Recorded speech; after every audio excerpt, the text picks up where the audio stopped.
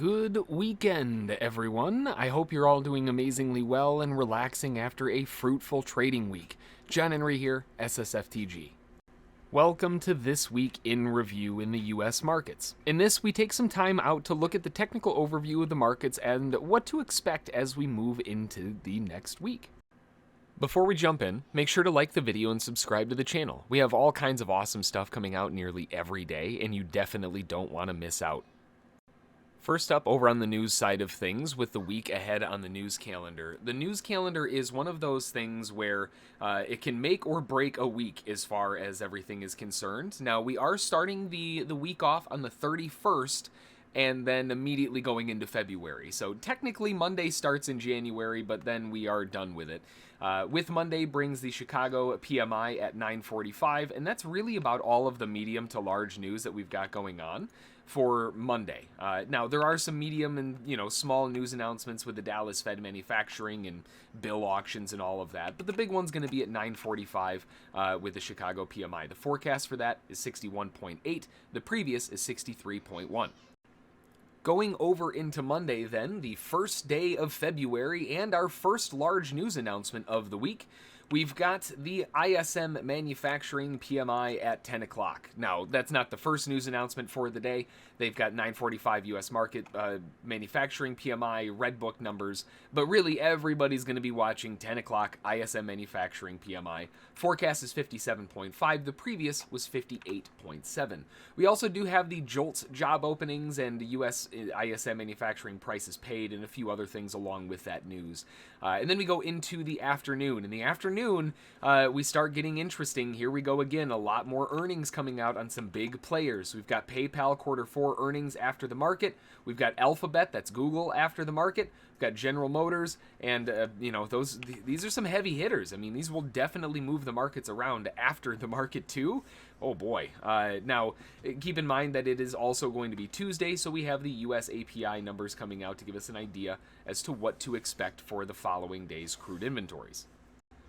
And then Wednesday the 2nd, we go into February the 2nd, starting off things with large news out of OPEC at midnight. But it says at midnight it's an all-day event going on with OPEC, and that's the JMMC meetings. You'll notice the day before, if we go earlier, we also have the OPEC JTC meetings all day. There's a lot of stuff going on with OPEC this week, but aside from that, that's going to be taking place all day, and it's going to only impact crude oil, which is kind of unfortunate because, it's Wednesday. And they have the crude oil inventories coming out, one of the largest market movers for crude oil inventories, or for crude oil that there is, along with the JMMC meetings going on all day. Yikes. Crude oil might be a bit of a wreck this week as far as the news is concerned. As we go into the afternoon on Wednesday, we also have the Fed Beige Book at 1400 and at 1600 Meta Platforms, which again is Facebook, that's their new name, is announcing their earnings. That's going to be another one after the market, which is going to be a pretty big deal. Shifting over into the later part of the week now into Thursday with the 3rd, starting off with the first large news announcement at 8:30. U.S. initial jobless claims forecast is 250,000. Previous is 260,000. That's not the only news announcement that comes out at 8:30, of course, but that is the largest of them, at least. As we go in later in the day at 9:45, you have the U.S. market composite PMI. That's not really going to do much, though, because at 10 o'clock, we have the U.S. ISM manufacturing PMI. Forecast is 59. The previous is 62. We also have U.S. factory orders month over month, which forecast negative 0.2%. The previous was a positive 1.6. So we do have 10 o'clock news also kind of bearing down on the 3rd. And then things kind of dry up a little bit as we go into the later portions of the day. There is the usual ISM non-manufacturing smaller numbers along with it. We've got at 11:30 4-week bill auctions. Nothing really big until after the market close, and that's where we get hit with Amazon earnings. And along with that, we also have Ford earnings coming along with it. So there are some definitive ones that we want to pay attention to here with Amazon and some big names after the market that will possibly move things around. And then finally, we wrap up the first week of February on February the 4th, starting off with 8:30 news, which is going to be U.S. average earnings year over year. Forecast is 5.2%. Previous is 4.7. U.S. non-farm payrolls is going to be a big one. 150,000 is the forecast. Previous is 199. And the U.S. unemployment rate, 3.9% is the forecast, and that was also previous. We've got a lot of stuff coming out on Friday with non-farms. That's always a really, really big market mover and can sometimes make the markets just die out and do nothing afterward. It can be a really weird day, so we just got to be careful. Aside from that, that isn't the only announcement coming out at 8:30, but those will be the largest announcements coming out at 8:30. At 1300 in the afternoon, U.S. Baker Hughes total rig count, oil rig counts, all those, and then that closes off into the weekend for the news. Remember, if you aren't sure what's going on or how we're finding these major turning points and areas of interest along the way while you're watching the video, check out the Day Trading Academy over on SSFTG. It's loaded with almost 20 hours of video course material so that you know exactly how to approach the markets and why they're doing what they're doing. We also build a game plan with YouTube members every morning at 9 a.m. ahead of the New York Stock Exchange Open to build a game plan together for the rest of the trading day. You can see those posted every single morning, and as a member, you'll be able to actually watch them, and you can become a member with the join button underneath. So if you need more info on that, you can get more info right there. So let's take a look at what happened last week and what we were talking about last week in the zones of interest that set up from that area. And then along with that, we can forecast what's going on from here. And the first one on the list is going to be the Nasdaq. Now, as far as the perspective of the dip that we were looking for into a much larger zone of interest, I think it's safe to say that well, you know, I'm not a big fan of tooting my own horn because Murphy loves slapping that right out of your hands, but this was a really, really good bounce zone. That bounced almost perfectly on the top of that box and went rejecting all the way back up in. Now, we did have some points of interest along the way at 14,294, 13,605.75, all the way down to 466, and possibly even lower down to the 340s, 330s. This was a big, big zone down here, but the market barely even poked the top. It whispered in its ear, and then it got kicked in the teeth and sent right out the door in the opposite direction. Huge reversal off of that area. Now, in terms of the way that the market's going to want to play this, we know that this was designed off of the shorts getting their objectives filled and longs looking to buy an area of interest that's a little bit more favorably priced. They were able to achieve that on this little bit of a dip lower, and as far as the downside scalpers objective goes, from the POC from before at least off the top, it was satisfactory. They were able to make their way down below the objectives. Job done, got it taken care of. Now, if we go into where the actual scalper's target is, which is right here, we'll notice that the first hit was immediate rejection. It even closed all the way above. When it tried going back down again, it couldn't even trigger underneath the bears, but the bulls were having a hard time creeping their way back above that entry point. They closed underneath it. Little bit of a concern, but we found out later on that it was just the bears trying to get something going, and that ended up just being a massive trap. This is why you don't sell directly into major support when it's proven itself, right? So when the sellers tried taking that short directly into major support, they got railroaded with a huge bull engulfing candle, reversing the market all the way back up. Well, I think that tells us that this area right there on that 14,294, which is the scalper's target, is going to be an area for them to re-exit if they're even able to get back out there. Now that we have a little bit more info in terms of what's taking place, we can kind of break this down a little bit further in terms of what the anticipation is, and we can kind of gauge where the market may want to go from here. We've got this beautiful bounce point. Let me clean this up a little bit. We've got the measured momentum. We've got everything stacking up. But let's go back a little bit further. What's happened every time we've had this measured momentum, right? The last time we had this measured dive was back there. We take that back up to here, and that's exactly what took place, right? We know why this zone is here. But what happened after that, right? After that pullback, the market went screaming higher. It went all the way from 6,400 up to 16,000. The last pullback before that was not even close to the same distance. So really, that's kind of what we're looking at is, well, wait a minute here. If the bulls do want to hold this and they want to get this thing really ripping to the upside, this could seriously open the door for some gargantuan upside objectives. If we're looking at the zone of interest, we're bouncing just inside the L1. They haven't made it to the 2. But if this does start creeping back up and breaking back above the POC balance point at 15,100, they have a very good shot at not only breaking above the highs, but possibly creeping up into some seriously extended targets. I mean, we're talking like 20,000, maybe even further. It all hinges on them getting back above the balance point, though. That 15,001, we'll say 120s, 130s, just so that we know that we're way above it, is above this balance point. If we can break above that, that's what's holding the market down right now. The sellers are in control as long as we're below that, but if we can get above it, that's the launch pad to take this thing screaming on up back into the highs for a possible monster reversal continuation. Even if we're looking at the first leg as far as repetition, which we know that we are in repetition, if we look at the first leg and park that on where we are now, I'm not saying that it has to reverse right this second, but if it did, that places upside objectives at 19,535. 20,000 is a pretty big psychological magnet at that point. All things considered, looking at what the Nasdaq's doing in the near term, though, we do know that this level is going to be a bit of a train wreck. It's not going to be easy getting through this because the shorts have won the battle in the near term, so they're going to have to fight over it. Likely, we're going to see a situation like this then, where the market pushes up, hits this area, maybe even breaks above it a little bit, tries to churn down, and they may even have to do that a couple times before eventually breaking back to the upside. I'm not anticipating this being a clean ride. More often than not, it's not going to be very easy. The S&P is demonstrating a little bit of a different ballgame here. The Nasdaq, because of all the tech sector stuff, because of all of the, everything else that was going on with it, they had more than enough pullback to get them down into a zone of interest. But not so much the case for the S&P. The S&P is still way off in the stratosphere. I mean, in terms of equidistant pullbacks, we're still... An equidistant pullback would be down to 35.78. I mean, that's like 900 points away.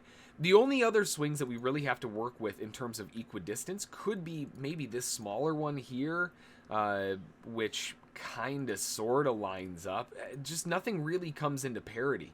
The only one before that would be over here, and that one might kind of break down. So again, we're kind of in this limbo territory where the S&P isn't necessarily sure what it wants to do yet. From an upward momentum perspective, obviously, the bulls took over. I mean, we had that dip down into the lows, and we know what that dip was, 2020, down into the lows. They took out the base. Ever since then, it's been screaming to the upside. This is the first time that we've really had a pullback of any substance since, the base of 2020. So in terms of the overall pullback, buyers will very easily be looking for this as an L1 corrective phase. And now that we're seeing more and more proof of this, it adds more context for us to believe that they might not even be able to creep back down to that POC. We may very well have a situation where they're going to have to create a POC up at the top. Speak and it shall be given to you. Okay, geez. We've got the POC up at the top as far as extra continuation for all of the price action. And now that's going to be the balance point, which is kind of a bummer for the bulls because that's really far up there. But at the same time, we're kind of standing in open ground. This is like floating out in open ocean. There's a wide open space underneath you that you could get drugged down into. But the goal is to stay on the surface and preferably have some fun, maybe ride some waves, So that's kind of the objective here. The buyers are buying this with an incredible amount of risk. I mean, the risk perspective on the longs has got to be at least down to the 3100s, if not the lows below 2174. So, I mean, this is a massive risk area in terms of the bulls' continuation. Now, if they want to break this up a little bit further, then we've got to wait for some proof, which is what we're seeing now. And if we can get a secondary bounce, something along these lines, then it's game time, right? Especially if we can get this up into the short area where the sellers can satisfy some downside scalps again, get the sellers out of the way, break it back up, and then get ripping up. Oh yeah, now we've got the gas pedal. But with this top-weighted POC, with the L1 continuation and everything else that's going on, this is likely going to be one of two things, and it's not going to be short-lived. It's going to be very, very fast to get places. We're going to have one of these scenarios where this could shape up to be a V bottom, where it goes screaming all the way back up to the highs, and 5,000, just like the Nasdaq's got 20,000, the S&P's got 5,000, big psychological levels hanging out just above. And what better way to wipe out all of the lows down here underneath the base, just like before, and then go screaming all the way off into the highs. So if we look at this rinse and repeat, we know that they're not equal. Right, this distance, if we were to measure from this last pullback move down, was about 36%. If we compare that to the most recent pullback, we've only gone about 10, 11, okay, a little bit closer to 12, not too bad. Very different from 30%. So in terms of the rallying to the upside, if we were to measure the upside potential from the base all the way up to, let's just measure this initial pulse up through the new highs at 65%. Now remember that 65% after a 36% pullback. So we've got to cut this in half from there and say, well, maybe even less than half, and say that we should expect probably about a 20% rally from here. So if that's going to be the case, a 20% rally puts the market back above the highs, and guess where it puts it? It puts it right back into 5,000. They tip the scales above that balance point at 46.93. We rally back up into 5,000. Everything comes into parity.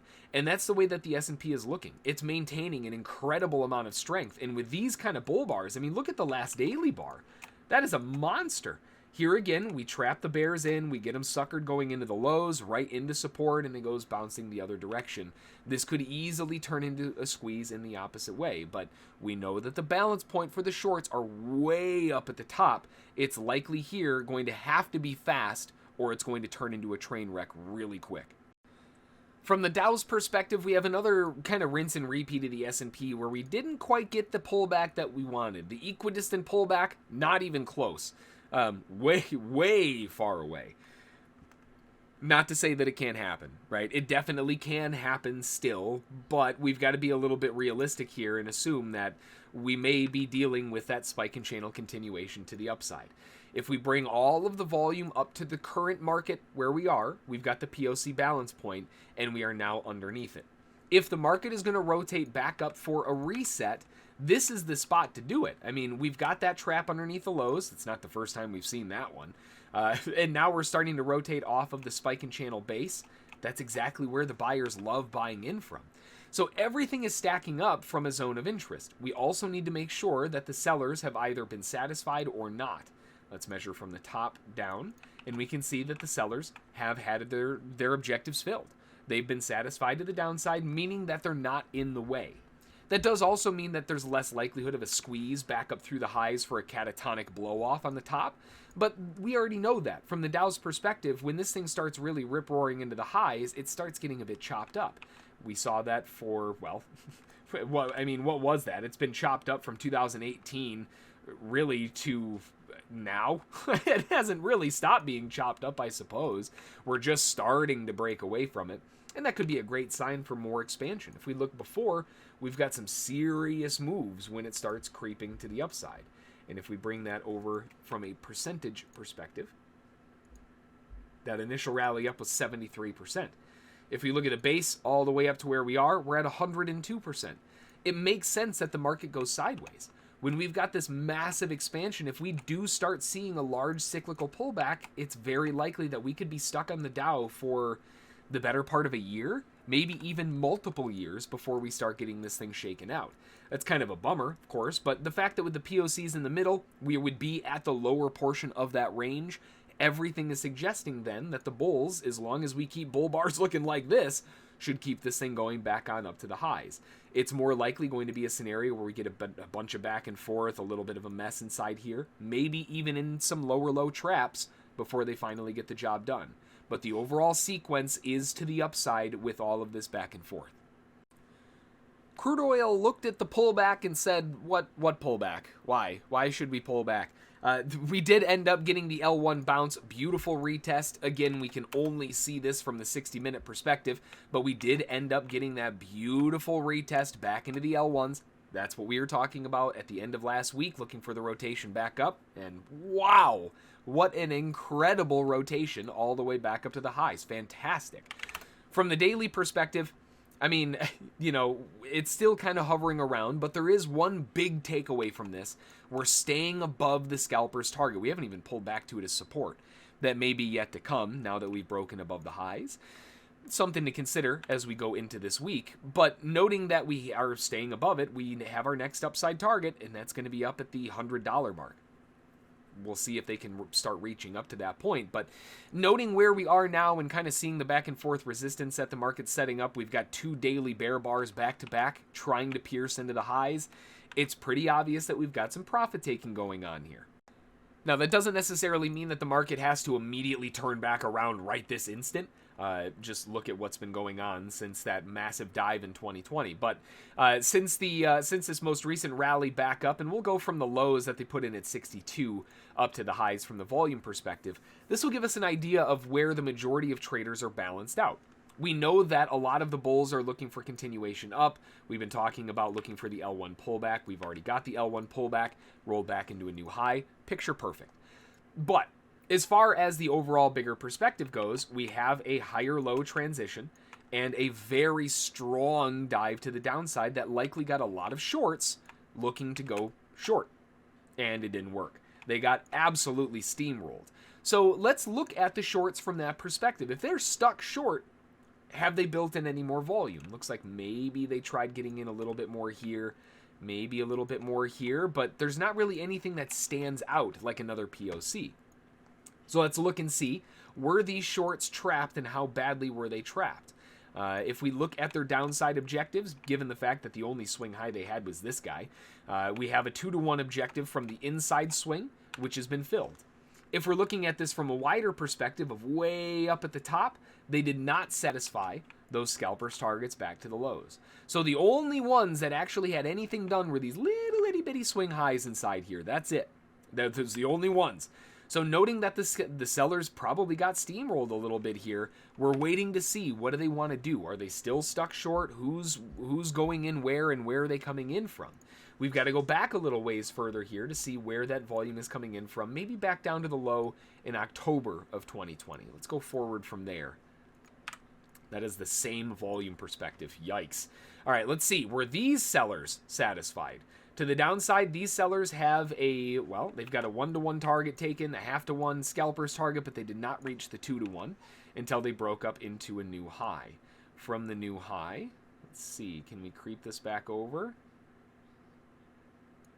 They still do not reach to grab that 2-to-1 target. How about from here? Were these scalpers taken care of?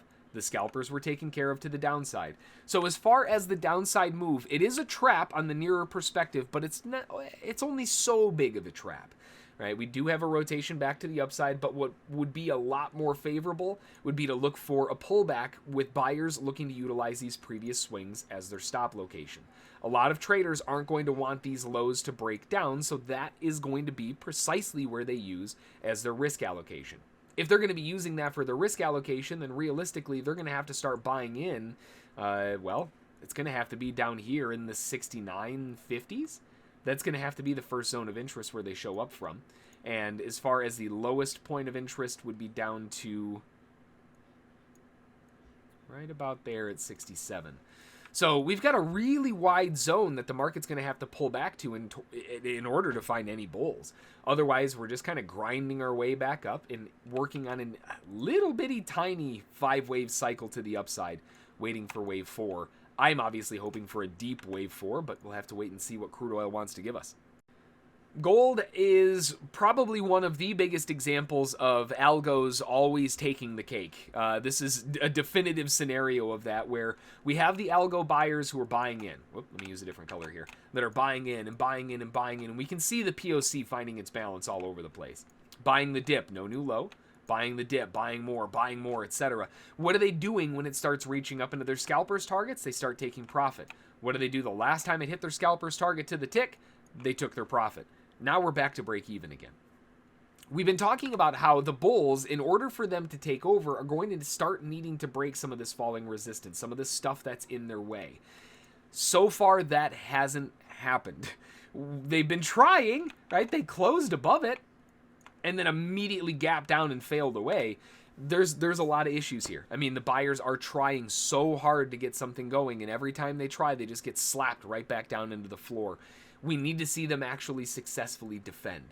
Chances are buyers are looking for some better prices now, seeing these more recent failures, and better prices, we're in a range, are going to come down at the lows. We're going to need to see those buyers come in down at a better price, likely beginning at 1727.2, and possibly as low as, let's see here, as low as 1700s. Pretty big psychological level down there. So we've got a nice little zone of support for the bulls to pick it up on the base. We've got falling resistance, which is still holding the market down. We know that this is a really messy possible wave 4 inside of here that's still trying to work its way up in the bigger perspective. And this fits the bill for a messy wave 4. It would just be nice to see some of this falling resistance get out of the way first so that they have a clean shot at the top. Now, obviously, if we can get a clean break above the highs, what would look fantastic would be something like this. Get a bounce off of that area, break above some of the previous swings, bounce, retest, continuation right back up into the highs would be absolutely gorgeous, and that is what buyers are looking for on this dive if they can get it. And then finally, shifting gears over to Bitcoin. And Bitcoin, you know, we were looking at a possible continuation down to around that basically 33,000. But 32,967, and I would say that that worked out pretty darn well. What a rejection off of that zone while the market was coming down to that base. We found the POC, immediately snapped right off of that thing, and we start continuing up. Now, is this the bottom, right? Is this going to be where the market stops and turns around and goes screaming higher? Well, let's look historically, right? We are using a measured move as a base, after all, along with a POC and a lot of other things. Well, last time around, no. It went sideways for the better part of a month before it actually kicked into high drive. So here again, you know, we are in a base of support. We're in a phenomenal base of support. But does that mean that the bulls have to just step up right now and go screaming all the way back to the ceiling? I mean, they could. You know, if we see El Salvador step back up and double down, triple down, and go heavy duty, you know, slam the buy button into this thing, then sure, we could see this thing go all the way up. Some hype trains move, you know, things can change in an instant, especially with crypto. But right now, it's much more likely to anticipate that we go sideways for the better part of a month while they find their balance at around the 32,000, 33,000 area. Now, that does mean that we could see that little bit of a trap underneath the low and an expansive dip down in towards the 25s. It's reasonable to expect. That didn't happen last time. Right, the last time they stayed above that low, and effectively that whole bottom candle was support. They dipped inside there, and every single time the market found support. And that could be the exact same scenario here. That's the bottom candle, and now we're starting to get back above. So as long as we maintain support above here and not break underneath the lows, then we should be good to go. But don't be surprised if it does slide through the base, and that slide could not, I mean, that might not be a very fun slide. I mean, we're talking about a 20% dip. That's not very fun to deal with, but I tell you what, it's a lot nicer to deal with a 20% dip where it is now, or if you were able to get in that dip, about a 20% dip, rather than looking at buying that previous POC and having to deal with a 45 to 50% dip. So a lot of the buyers down here do have significantly more favorable risk versus reward. But that said, it's still more likely to anticipate that we go sideways for a little while before this thing hits the rocket boosters. If we're going to go sideways for a little bit, then we have to anticipate where the resistance is going to be. And the first thing that steps up to the plate, obviously these POC shorts, they got their targets filled. Those are the downside targets that have been hit. I mean, job done, right? So if we are going to demonstrate some bullishness to step back up to the plate, we're going to need to see some of these new bulls step back up to the plate as well. So let's get rid of that last one and go from the new high just down to the low and see where we are. Now, that is actually the exact same POC, so no change there, I guess. As far as the downside objectives, then, they've been taken care of. If they do want to rotate back up, that's going to be the balance of power. The market, the bulls, everybody, if they want to get back up to 70,000, if they want to get up to 100,000, if they want to get up to 1 million, they've got to break this balance point first at 46 or 47,000.